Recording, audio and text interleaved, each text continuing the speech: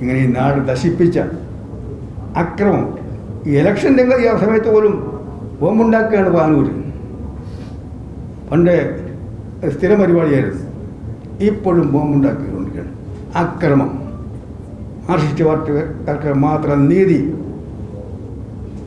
അല്ലാത്തവർക്ക് നീതിയില്ല. ഇപ്പം നാട് നീടെ അക്രമം നടക്കുന്നു. ഇതിനൊക്കെ ഒരു പരിഹാരം വേണ്ടി അതിനുള്ള അവസരം കൂടിയായിട്ട് ഈ ഇലക്ഷനെ മാറ്റണം. കേന്ദ്രത്തിൽ BJPയെ താഴെയിറക്കണം, മോഡിയെ താഴെയിറക്കണം, ഇന്ത്യ മുന്നണി ഗവൺമെൻറ് അധികാരത്തിൽ വരണം. കേരളത്തിൽ പിണറായിയുടെ ജനദ്രോഹ ഭരണത്തിനെതിരായി, കേരളത്തെ തകർത്ത ഗവൺമെൻറ്റിനായി ജനങ്ങളുടെ ശക്തമായ വിധി കാണണം. 20 സീറ്റും കോൺഗ്രസിനും UDF നൽകണം എന്നാണ് എൻ്റെ അഭ്യർത്ഥന. നേരത്തെ വനിതാ മാധ്യമപ്രവർത്തകരുടെ ഒരു മാതൃക അല്ലെങ്കിൽ കൂടി വരുന്നതിനൊരു നല്ല കാര്യമായി പറഞ്ഞു. ഞങ്ങളും അതിനെ സ്വാഗതം ചെയ്യുക. പക്ഷെ കോൺഗ്രസിന്റെ സീറ്റ് പട്ടികയിൽ ആകെ ഒരു വനിതയ്ക്ക് മാത്രമാണ് സീറ്റ് കിട്ടിയത്. 19 പുരുഷന്മാരാണ്. അത് ഞങ്ങളുടെ ഒരു പോരായ്മയായിപ്പോയി. ഈ ദീപ്തിയൊക്കെ എപ്പോഴും ഞങ്ങളുടെ വഴക്കുണ്ടാക്കുകയാണ്. അസംബ്ലി ഇലക്ഷൻ വരും പരിഹാരമുണ്ട്, ഉണ്ടാക്കും. ഇവർ കണക്ക് പറഞ്ഞ് മേടിക്കും. ഞങ്ങൾ കൂടെ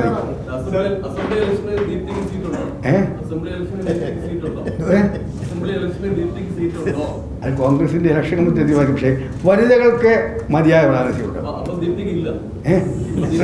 ദീപ്തി വനിതയാണെന്നാണ് ഞാൻ ഉണ്ടാക്കുന്നത്. ദീപ്തി ധീരയായ വനിതയാണ്. അവർ വനിതകൾക്ക് അടുത്ത പ്രാവശ്യം മതിയായ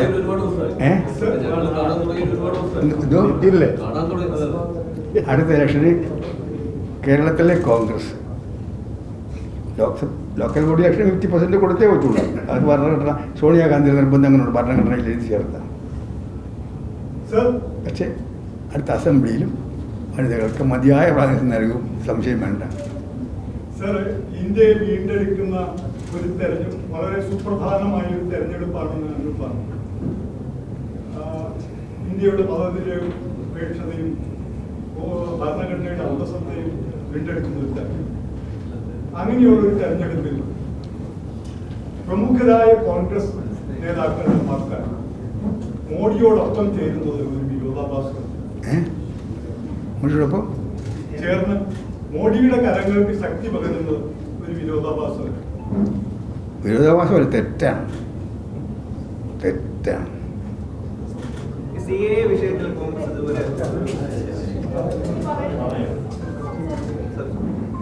എന്താ ഇല്ല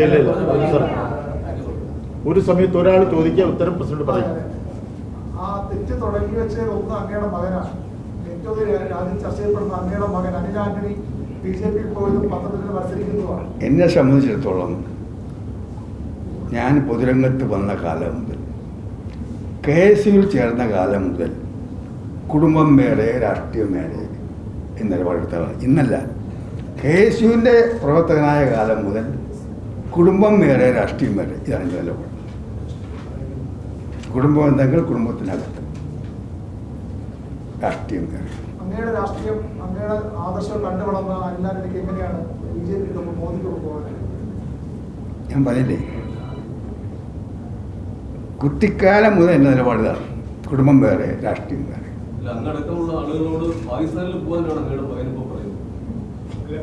ഞാൻ ഉത്തരം പറഞ്ഞു കഴിഞ്ഞു. അതിനപ്പുറമില്ല.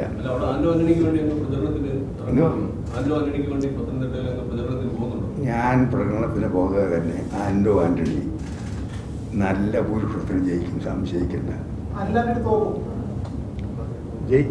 BJPയുടെ ഏറ്റവും സുവർണകാലം, കേരളത്തിലെ BJPയുടെ സുവർണകാലം കഴിഞ്ഞു. അവരുടെ സുവർണകാലം കഴിഞ്ഞ ലോക്സഭാ ഇലക്ഷനാണ്. ശബരിമല ജ്യോതി പ്രവേശനത്തിൻ്റെ അത് കത്തിനിന്ന കാലഘട്ടത്തിൽ BJPക്ക് ഒരുപാട് വോട്ട് കിട്ടി. ഇത്തവണ 2019 കിട്ടിയ അത്ര വോട്ട് BJPക്ക് കേരളത്തിൽ ഒരിടത്തും കിട്ടത്തില്ല. അവരെല്ലായിടത്തും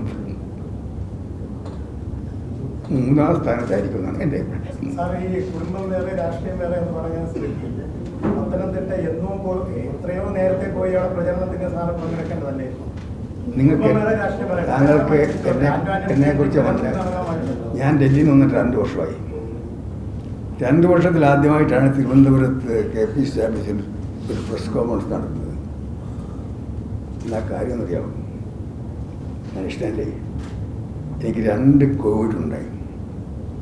ആദ്യത്തെ കോവിഡ് കഴിഞ്ഞ് 16 ദിവസം ഡൽഹിയിലെ ആളിൻ്റെ ഇൻസ്റ്റിറ്റ്യൂട്ടായിരുന്നു. അത് ഉണ്ടാക്കിയ പരിക്ക് കഴിഞ്ഞ് 2ാമത് കോവിഡ്. അതിൻ്റെ പാർശ്വഫലങ്ങൾ എന്നെ അലട്ടിക്കൊണ്ടിരിക്കുകയാണ്. എനിക്ക് പഴയ പോലെ സഞ്ചരിക്കാൻ ഉള്ള ആഗ്രഹിക്കുന്നില്ല. ഞാൻ ആകെ 2 വർഷത്തിനുള്ളിൽ തിരുവനന്തപുരം വിട്ടു പോയത് തൃക്കാക്കരയിലെ ഉപരെടുത്തു, പുതുപ്പള്ളിയിൽ ഉമ്മൻചാണ്ടിയുടെ ശവസംസ്കാരത്തിൽ, അത് കഴിഞ്ഞ് ഉമ്മൻചാണ്ടിയുടെ മരണശേഷമുള്ള ഇലക്ഷൻ.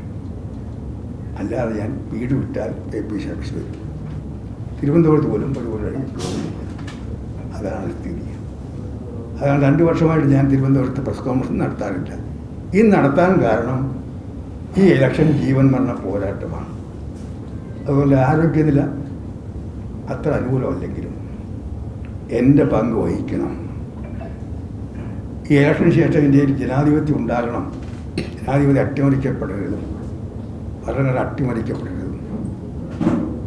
BJP ഗവൺമെൻറ്റിന് അന്ത്യം കുറിക്കാനുള്ള പ്രവർത്തനങ്ങളിൽ ചെറിയ പങ്ക്, ആ പ്രവർത്തനങ്ങൾ ഏറ്റവും കൂടുതൽ പങ്കുവയ്ക്കുന്നത് ഇന്ത്യൻ നാഷണൽ കോൺഗ്രസ്സാണ്.